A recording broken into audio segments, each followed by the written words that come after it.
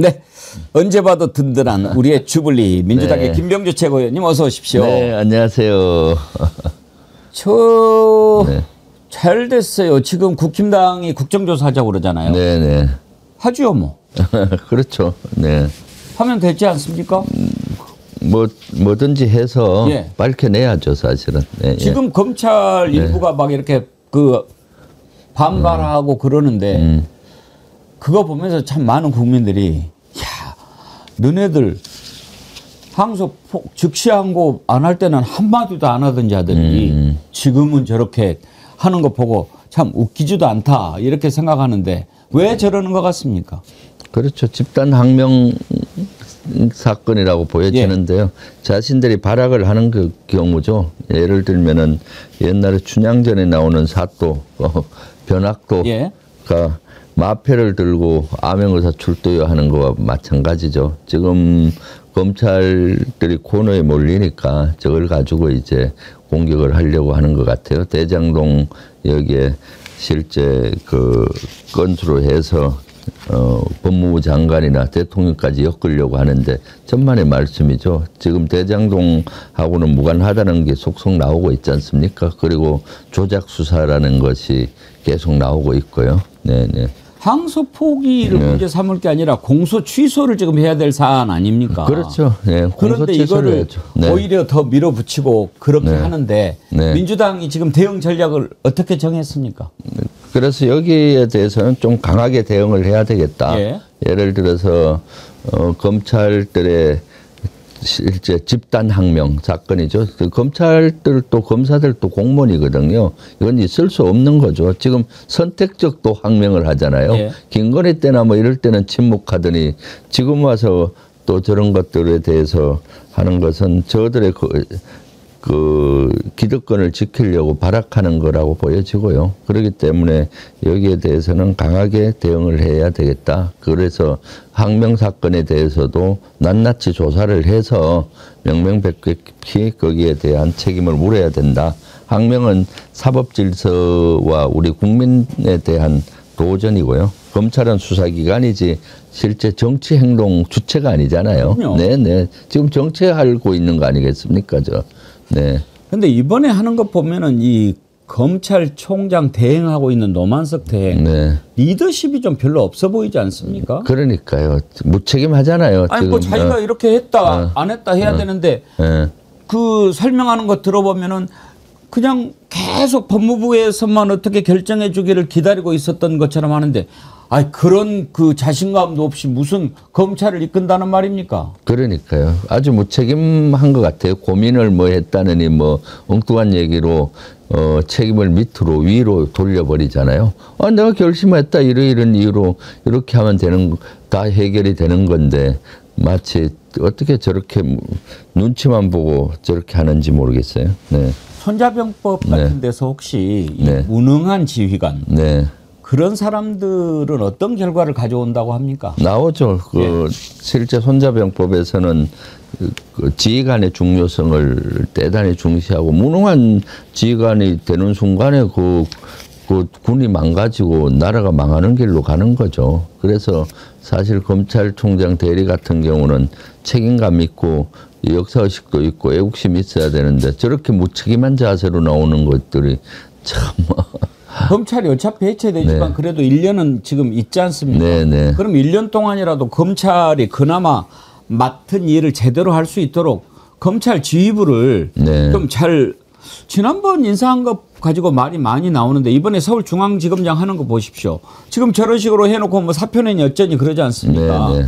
1년 뒤에 없어진다고 너무 인사를 좀 그 제대로 하지 않은가 이런 지적들이 많이 나오거든요. 그렇죠. 지금 검찰 인사 검찰들이 대다수 그런 것 같아요. 제가 예. 봤을 때 저렇게 무책임하고 그동안 실제 정치권의 눈치나 보면서 그 비유나 맞추고 그런 습관들이 그대로 남아 있지 않나 싶어요. 네. 인사 얘기가 나온 김에 이번 네. 주에 이제 군 중장급 인사가 예정이 돼 있지 않습니까? 네, 네.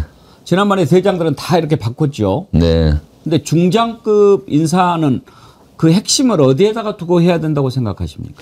지금 내란 척결에 두고 할 거라고 봐요. 예. 네, 지금 군은 광범위하게 내란에 직간접적으로 장군들이 관여가 돼 있기 때문에 이번에 자체 조사를 했지 않습니까? 그래서 내란과 관련된 사람들은 인사 조치하고 관련이 없는 인원을 승진 발령할 거라고 봅니다. 네네. 근데 보수 매체들 지적하는 거 보면 만약에 이렇게 중장급이니 뭐니 뭐 이렇게 해서 다 바꿔버리면 안보 역량 저하될까 봐 걱정된다 이런 글들을 쓰던데 거기에 대해서 어떻게 생각하십니까? 그런 염려는 전혀 없습니다. 군은 늘 대리체제를 잘 갖추고 있고요. 군은 오랫동안 그런 시스템적으로 지휘하도록 돼 있기 때문에 실제 내란과 관련된 인원을 전부 다 인사 불이익을 준다 해도 사실은 저는 큰 문제 없다고 봐요. 네. 네. 그래서 이번에 아마 장군 인사를 원스타, 투스타, 쓰리스타 다 할 걸로 봅니다. 그래서 이제 국방부 조사가 어느 정도 마무리돼 가는 것 같아요. 그래서 내란과 관여된 인원이 진급돼서는 안 되죠. 군은 사실은 이번에 내란 척결을 하지 못하면 민주주의를 우리는 복원할 수 없습니다. 그렇기 때문에 이재명 대통령께서도 의지가 강하시고 예. 안규백 장관도 의지를 강하게 하고 있는 것 같아요. 네. 그러니까요. 오늘 아침 이재명 대통령도 국무회의에서 내란과 관련된 거 특검한테만 맡길 것이 아니라 정부 차원에서도 조사할 것을 좀 조사하는 TF를 구성하는 네. 게 좋겠다 이렇게 이야기를 했거든요. 네. 군 관계도 마찬가지로 지금 내란 특검이 이렇게 조사를 하지만 그걸 떠나서 군 자체 인사를 통해서 쓸데없는 짓 하는 사람 정리하고 그랬는데 너무 늦어졌어요. 네. 제가 사실 원했던 게 그 방향이거든요. 오늘 김민석 총리가 국무회의에서 보고를 하던데 지난번에 김민석 총리한테도 대정부 질문할 때 2달 전쯤 제가 국무총리실에 TF를 만들어서 자체 예. 조사해라 하고 행안부 장관을 만나서도 행안부 자체 조사를 단을 꾸려서 지자체 조사하도록 했고 안규백 장관에게도 국방부 자체 조사를 해야 된다. 지금 내란 특검만 봐서는 안 되거든요. 이번 내란은 광범위하게 정부 조직들이 관여가 돼 있기 때문에 거기에 대해서 자체 조사를 해서 내란 특검으로 형사상으로 갈 것은 가고 징계로 갈 사항은 징계로 가고 인사 불이익을 줄 사항은 불이익을 주고 이렇게 경중을 따져서 해야 되는 거거든요. 오늘 아주 이재명 대통령께서 지침을 또 정확히 주시더라고요. 그런 것들이 빨리 이루어져야 되는 거죠. 조금 늦은 감은 있지만은 그래도 다행이다 생각이 듭니다. 네. 아까 지도자 얘기했는데 정말 리더가 중요하지 않습니까? 어디나. 네. 그런데 이번에 내란 특검이 이제 여인형 네. 분석해가지고 딱 나왔는데 거기 보면 좀 눈에 띄는 게 이응이라고 이렇게 표시해가지고 네. 네. 이응을 신뢰할 수 없음, 아무것도 모름, 감정만 앞섬, 네. 뭐 강호의 사례를 참고 보안 위험, 인어로 들어오면 안 돼. 인어라고 하는 게 이제 이너서클로 들어오면 안 된다. 뭐 네. 이런 얘기죠. 네. 여기 이응이 박완수 아닙니까? 네네 그렇죠. 박완수로 보이고요. 계엄 사령관을 했던 육군 총장했던 박완수를 신뢰할 수 없다. 그 박완수는 아무것도 모른다. 감정만 앞선 것 같다라고 하는 것 같고 저기 강호의 사례를 예. 참고해서 고통스러운 과정이었다라는 것은 아마 뭡니까? 지작 사령관 강호필을 의미하는 것 같아요. 아. 지상작전 사령관 강호필의 사례를 참고해야 된다. 예. 강호필이가 처음에는 내란 거기 핵심에 들어가 있었던 것 같아요. 그래서 그 김용현이가 윤석열한테 믿을 수 있는 가장 충성스러운 4명이다 하는 속에 강호필이가 들어갔었거든요. 예. 그런데 강호필이가 중간에 흔들렸던 것 같아요. 예. 그래서 아마 설득 과정이 있었던 것 같고 그걸 이제 고통스러운 과정이다. 그래서 좀 지금은 보안이 위험스럽다. 왜냐하면은 강호필이나 박완수나 다 같이 엮게 되면은 보안이 누설될 수가 있다. 이너서클에 들어오면 안 된다. 박완수나 강호필이. 그렇기 때문에 두 분은 별도로 대화해야 된다. 모임에 그는 오게 하지 말고 윤석열이나 또는 김용현이가 박완수하고 강호필한테는 직접 전화를 해서 유사시 기계적인 조치를 하도록 해라. 이건 뭔가 하면은 이제 계엄이 선포가 되면은 매뉴얼에 의해서 해야 되는 게 있습니다. 예를 들어서 지작사는 지구계엄사령부를 설치하고 매뉴얼대로 하고 이번에 그 경계태세 2급이 발령이 됐는데 거기에 따라서 출동세세를 유지하고 이런 것들을 매뉴얼대로 하도록 지시하고 조치를 하도록 해야 되겠다라는 그 의미로 저는 받아들여졌거든요. 네네. 그래서 사실은 10월 달 모임부터는 특전사령관, 수방사령관, 방첩사령관, 국방부 장관, 대통령 이렇게 5명이 주로 모임을 했고 그 모임 자리에서 실제 김용연이가 지작사령관한테 전화를 걸어서 그것을 대통령 윤석열한테 바꿔주고 그랬거든요. 그런 의미입니다.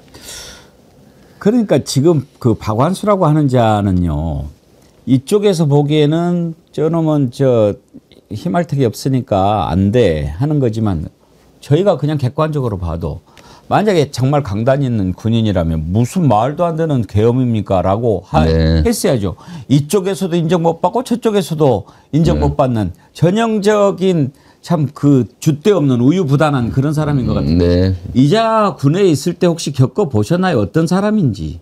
글쎄요. 정확히 저는 뭐 같이 근무는 하지 않아서 그러는데 참모총장 시절에 국방위에서 이렇게 하는 거 보면은 좀 우유부단한 면이 있었죠. 사람은 좋은데 좀 강단이 부족하고 우유부단한 면이 좀 있었고요. 그런데 사람은 좀 마음씨나 뭐 이런 거는 좀 좋은 것 같더라고요. 군인이 마음만 좋아가지고 그러니까요. 그래서 제가 봤을 때는 이것이 꼭 뭐 배제됐다기보다 이너서클이 있고 그다음 서클이 있고 이렇게 여러 개가 있잖아요. 제일 핵심 이너서클은 여인영 충안파 플러스 그 2개 사령관 있잖아요. 수방사령관, 특전사령관이었고 그 다음 서클 속에 이제 지작사령관하고 계엄사령관 박완수가 있지 않았나 싶습니다. 사실은. 네네. 그 여인영이 휴대폰 메모 말씀 주신 김에 아까 우리가 좀 보기는 했습니다만 이것도 한 가지 좀 여쭤보고 싶은데 아까 한번 좀 띄워봐 주시겠어요? 여기 보면 이제 체명이 손상돼서 반드시 대응할 수밖에 없는 타겟팅을 딱 정하지 않았습니까? 그러면 평양 핵시설 2개소, 삼지연, 원산 애국인 관광지, 김정은 휴양소 이렇게 지금 타겟을 정하지 않았습니까?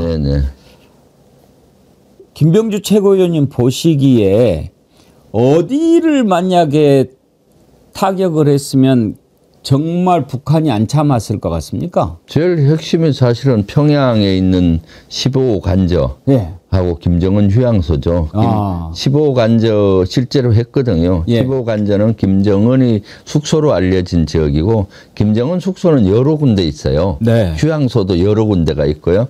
거기는 거기에 다가 이제 무인기가 침투해서 전단을 뿌려면은 참을 수가 없는 거죠. 전단 속의 내용이 보면은 북한에서 최고 존엄이라는 김정은 일가를 욕하는 전단이었거든요. 그리고 거기가 숙소에만 뿌려지는 게 아니라 위에 상공에서 뿌리면은 전단이 한 1~2km 반경까지 흩어져요. 그럼 그 주변에는 북한의 주요 인사들이 다 살고 있거나 사무실이 있어요. 그런데 자기 최고조는 김정은 욕하는 거가 예를 들어서 떨어졌다. 가만히 있으면은 어떻게 해야 되겠어요? 숙청당하거든. 이게 바로 우리 대한민국을 향해서 군사적인 도발을 할 수밖에 없어요. 그래서 저기가 만약 저런 게 떨어졌다.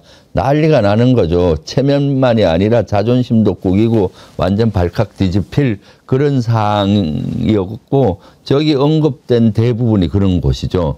그래서 그 중에서도 평양 언급했던 내용 중에 평양에 있는 15 관저는 실제 행동을 했던 것 같고요.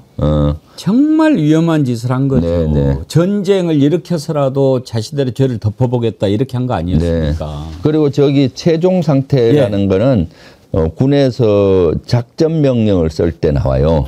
작전 명령을 쓸 때 지휘관 의도가 나오는데 거기에 목적이 뭐고 예를 들어서 이번에 목적은 뭐다. 그다음 가정에 대한 개념이 나오거든요.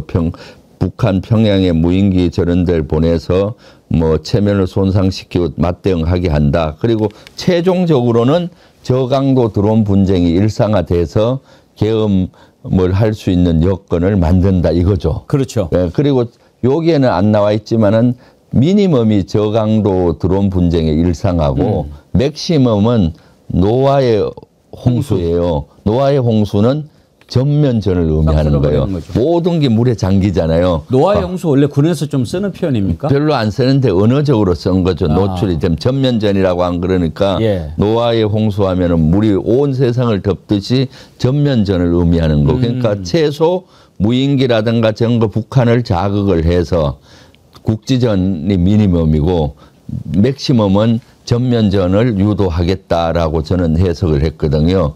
그러니까 끔찍한 거죠. 그동안 우리 정어리 TV에서도 문제 제기를 많이 했잖아요. 북한 무인기가 예. 외환죄다. 또 그 도발을 유도하는 것 아니냐 계속 우리가 제기했고 국회에서도 제기했는데 사실로 된 메모인 거죠. 예. 네네. 정말 이걸 그 여인영이 메모를 보는 순간 우리가 그동안에 단편적으로 접했던 것들이 다 이제 맞춰지는 느낌이 들거든요. 네. 노상원이 수첩에서도 그렇죠. 이런 것들 나왔죠. 그러니까 김용현, 노상원, 여인영 이자들은 정말 치밀하게 사전에 네. 다 모의를 해서 네. 내란을 일으키려고 했던 것 같고 네. 지금 이제 드론이 계속 나오는데 김용대 드론 작전 사령관 있지 않습니까? 그럼 이자는 어느 정도나 개입했다고 보십니까? 이자는 이번에 보니까 내란 특검에서는 실제 나머지 인원들 여인영이라든가 국방부 장관은 다 알았는데 의도까지 이 친구는 그 의도 도발을 하기 위한 의도라는 거는 몰랐다라는 것 같아요 보니까. 예. 네. 그리고 시키는 거를 적극적으로 수행한 그런 개념으로 나오는 것 같습니다. 내란 특검에서는. 네. 그 구속영장이 이제 기각이 됐지 않습니까? 그렇죠. 네. 그래서 근데 지금 이자는 보직은 어떻게 돼 있습니까? 지금 보직 해임이 돼서 예. 지금 대기하고 있을 겁니다. 네네. 그래서 이자 같은 경우는 아마 이러한 그 아까 보안에 유의하라고 했지 않습니까? 예. 그래서 이자한테는 이너서클은 아니고 아웃사이드 서클인 것 같고 드론 사령관은 그러면은 북한에 드론을 보내는 이유는 그때 오물풍선이 많이 왔지 않습니까? 네. 그거에 대한 맞대응으로 가감히 하는 거다라고 그렇게 지시를 했을 확률이 있죠. 네. 그래서 바깥 사이드 이너서클보다는 조금 외곽에서 같이 했던 걸로 드론 사령관은 보이고요. 여인영 메모 중에 이러한 메모의 지시가 누구가 했느냐라는 그 숨은 키워드가 있어요. 예. 그것이 뭔가 하면 체포 명단도 여인영 메모에 나오거든요. 네. 체포자 명단. 그렇죠. 뭐 예를 들면은 다 있어요. 예, 이재명 뭐부터 시작해서 대통령부터 해서 다 있었잖아요. 예. 그 중에 양정철을 양정천으로 적었잖아요. 예.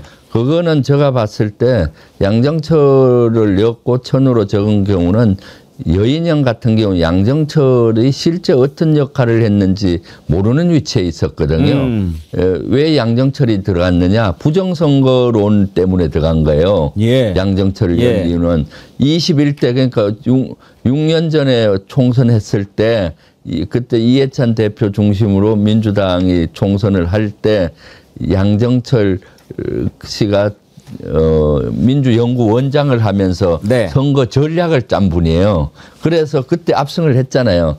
그래서 그때도 부정선거다. 양정철이가 중국으로부터 부정선거를 배워와서 민주당이 21대도 부정선거했고 김어준하고 여론조사 꽃이 들어간 거는 22대 총선에 부정선거를 김어준하고 여론조사 꽃이 했다. 이 부정선거론을 하기 위해서 그거 들어간 건데 그래서 양정철이라고 안 하고 천으로 했잖아요. 그러니까 여인영이는 양정철의 존재를 잘 모르기 때문에 그걸 알 수 있는 사람은 실질적으로 군에는 별로 없고 윤석열과 김건희인 거죠. 그렇죠. 그래서 윤석열과 김건희의 지시로 받았다. 그중에 명단 중에 최재형 목사가 들어가요. 예. 최재형 목사는 누가 이를 갈겠어요.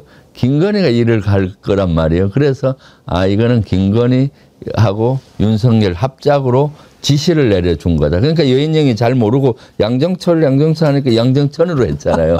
사실 저도 그 21대 영입 인재로 들어오기 전까지는 양정철 씨가 민주연구원장인지도 몰랐고, 그렇죠. 그 민주당에서 이 총선 전략을 짜는지 몰랐어요. 예. 영입 인재로 들어와서 보니까 그 양정철 씨가 민주연구원장 하면서 그때 선거 전략도 짜고 대단한 역할을 해서 그때 존재를 알고, 그 전에는 그냥 뭐 문재인의 삼철 뭐 이런 정도 네. 있다, 뭐 양정철 뭐 전해철 뭐 무슨 철 정도는 세간에 알았는데 그 양정철이가 어떤 역할을 하는지를 몰랐는데, 그거를 봤을 때 이 여인영의 메모의 대부분은 윤석열의 지시로 이루어진, 김건희나 윤석열의 지시로 이루어진 것이 아닌가라고 저는 개인적으로 추측이 되는 거죠. 그래서 그 여인영 메모가 이번에 아주 결정적이라고 네. 봐요. 그동안 노상원의 수첩인데 그것이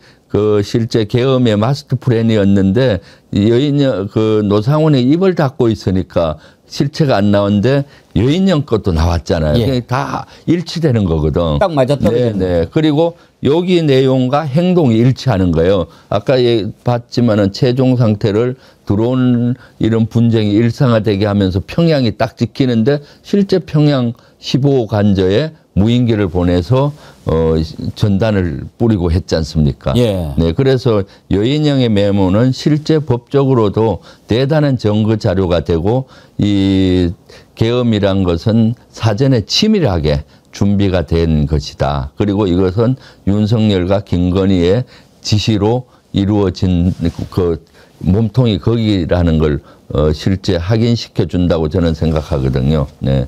그래서 이번에 아주 특검이 대단한 일을 한 예, 거라고 보여져요. 그럼요. 그 퍼즐을 맞춘 거죠. 네. 이제 우리 김병주 최고위원님 말씀을 들어보니까 네. 양정철이라고 안 쓰고 왜 양정천이라고 썼을까 궁금했는데 단순한 오자인 줄 알았는데 네. 이제 더 이해가 되네요. 네. 그러니까 여인영이도 양정철이 잘 모른 거죠. 그래서 이제 누군가가 불러줬는데 그거를 양정천이라고 쓴 거고 그렇죠. 네. 거기에 양정철을 집어넣었다면 네. 윤석열 김건희가 네. 불러준 거다. 네. 이렇게 추론해 볼 수 있는 거 그렇죠. 아닙니까? 21대에 총선에서 양정철 연구원장이 핵심적인 걸 한 것은 윤석열은 알거든요. 예. 그때 검찰총장님 검찰 쪽에 핵심으로 있었고 문재인 쪽도 핵심이었잖아요. 그러니까 그런 것들을 정확히 알았고 그걸 부정선거로 21대를 엮으려고 하니까 21대 민주당의 전략가가 누구냐? 양정철이다. 이렇게 엮은 거죠. 네. 이제 이런 것이 다 드러납니다. 정말 네. 특검 안 하면 어떨 뻔했습니까? 그러니까요. 네, 네, 네. 알겠습니다. 지금 속보가 하나 들어왔는데 박성재 네. 지난번에 영장 네. 기각됐지 않습니까? 내란 특검이 다시 청구했네요. 그렇죠. 다시 해야죠. 예. 왜냐하면 이번에 또 새로운 사실이 드러났잖아요. 그 예를 들면 내란에 대한 당위성을 만들라라고 해서 당위성을 만들었던 그런 기록들이 나온 걸로 지금 알고 있거든요. 그러니까 이번에 뭐 예를 들어서 민주당이 실제 예산도 전행을 하고 예산을 막 함부로 이렇게 다 깎아버리고 이것은 실제 국회 민주당이 독주하는 거다. 탄핵도 너무 독주한다. 뭐 이런 것들의 논리를 만드는 걸로 제가 들었거든요. 예. 그런 것들이 아마 증거 자료로 제시가 되면서 다시 구속영장을 청구하지 않았나 싶네요. 네. 다른 사람은 몰라도 그때 계엄 다음 날 회동을 했던 네 사람은 네. 주요 임무 가담자 아니겠습니까? 아, 그럼요. 이자들은 네, 네. 다 집어넣어야지요. 네, 네, 그렇습니다. 네. 이번에는 영장 발부되겠죠. 네, 이번에는 아마 증거가 정확할 거라고 예. 보입니다. 그런 것들이 내란 특검에서 밝혀졌다고 제가 방송을 봤기 때문에 그런 것들이 아마 증거 자료로 제공되지 않나 싶네요. 예. 네.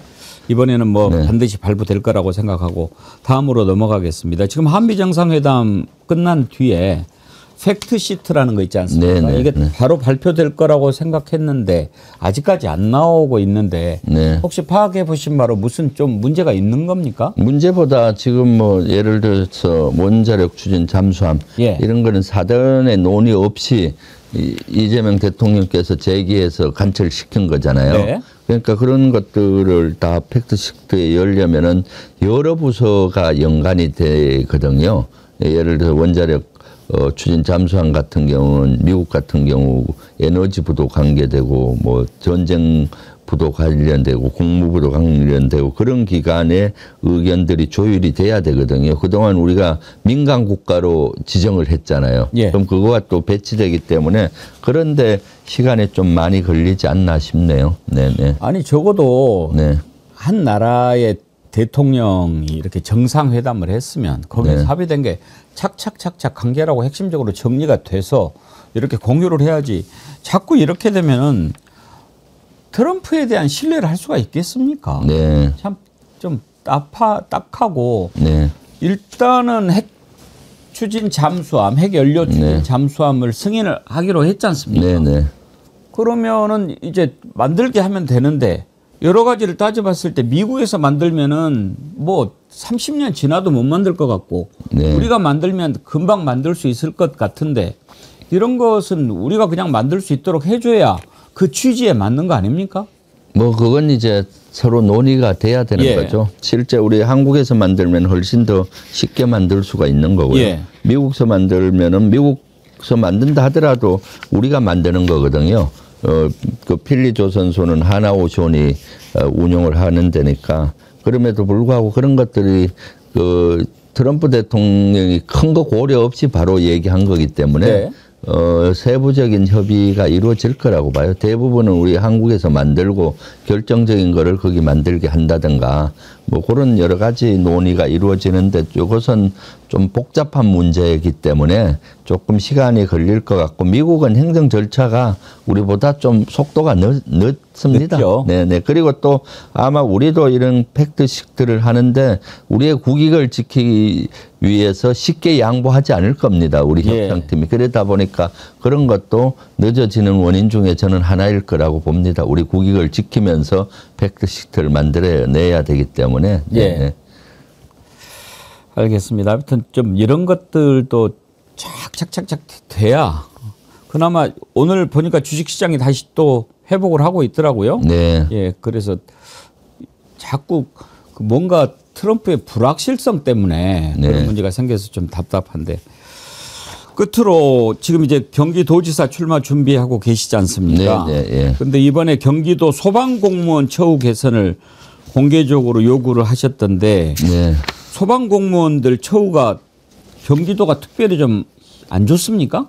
초과 근무 수당 전에 그 미지급한 거 있거든요. 예. 그것을 지급하도록 좀 요구한 그건데 예. 실제 이재명 대통령도 이번에 지난주 소방의 날을 맞이해서 소방관 여러분들이 국민을 지킬 때 국가가 여러분을 지키겠습니다. 고귀한 헌신에 걸맞는 예우를 다하겠다 했는데 한 2010년도에서 13년도에 그 일부 수당 중에 초과 근무 수당으로 인정을 해주고 서 지급을 해야 되는데 그걸 지급을 하지 않아서 이게 법적 그 법원까지 간 겁니다. 그런데 사실은 이것은 해줘야 되는 거거든요. 다른 지자체는 거의 다 해줬는데 경기도만 유독 이런 것들을 안 해줘서 제가 문제 제기를 한 거고요. 이재명 대통령 말씀도 있고 해서 그래서 사실은 소방관들이 어떤 분입니까? 불이 나면 목숨 걸고 뛰어들어서 타인의 생명을 구하시는 분들이죠. 그래서 최소한의 이런 권리를 보장하는 것이 국가의 품격이고 이재명 정부는 또 그렇게 해야 되잖아요. 그럼 예. 경기도가 좀 전향적으로 이런 것들을 나서서 해결을 해줘야 되는데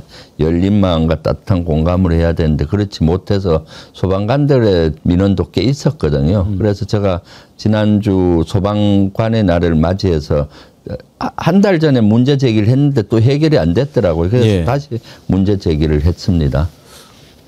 복지 예산도 대폭 삭감했다라고 지적을 하시는데 네. 지금 경기도지사가 김동연 지사 아닙니까? 네네. 서울시 같으면은 뭐 국힘당의 시장이 뭐 이렇게 하니까 공격하고 그러는데 네. 민주당의 최고위원님이 민주당 지사를 막 이렇게 비판하시는 거 보니까 뭔가 잘못된 거 있습니까? 이건 많이 잘못됐죠. 이건 이재명 정부의 정책을 경기도가 뒷받침해 줘야 되잖아요. 같이 가야 되는데 이재명 정부의 정책과는 반대로 가는 거기 때문에 제가 지적을 한 거죠. 그러니까 노인복지 예산이 대폭 삭감이 된 거거든요. 우리 지금 이재명 정부에서는 어떻게든 소외된 이런 계층, 취약계층에 대해서 안전망을 높이려고 하고 있지 않습니까?